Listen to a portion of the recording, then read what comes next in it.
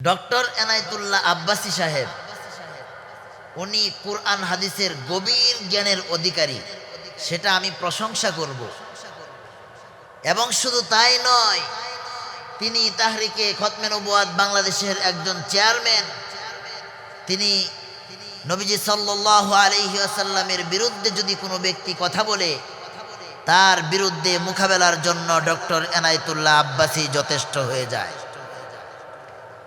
কিন্তু তারপরেও তার কিছু সমালোচনা না করলেই নয়, যেগুলো গঠনতান্ত্রিক সমালোচনা।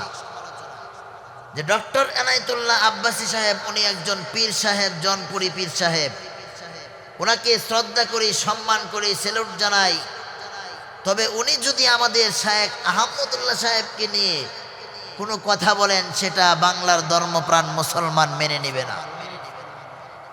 যদিও উনি জনপুরি গতিশীল একজন পীর, ওনার ভক্তবৃন্দ আছেন গোটা বাংলাদেশে।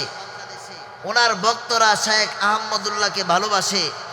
ওনার ভক্তরা শায়েখ আহমদুল্লাহর মাসআলা নিয়ে তারা চলে। ওনার ভক্তবিন্দুরা শায়েখ আহমদুল্লাহ সাহেবের কথাগুলোকে তারা ফটোকপি করে জীবন পরিচালনা করে। তাহলে সেটা তার মাথায় রেখে তারপর শায়েখ আহমদুল্লাহর বিরুদ্ধে কথা বলতে হবে। ইতিপূর্বে হাজার হাজার সংগঠন বাংলাদেশে হয়েছে, বন্যার সময় ত্রাণ দিয়ে থাকে। কিন্তু আজ সুন্নাহ ফাউন্ডেশনের চেয়ারম্যান শায়েখ আহমদুল্লাহ যেইভাবে সুন্দরভাবে গোছালোভাবে মানুষের কাছে মানুষের আমানতগুলো পৌঁছে দেয়, সেইভাবে ইতিপূর্বে কোনো সংগঠন দিতে পারে নাই।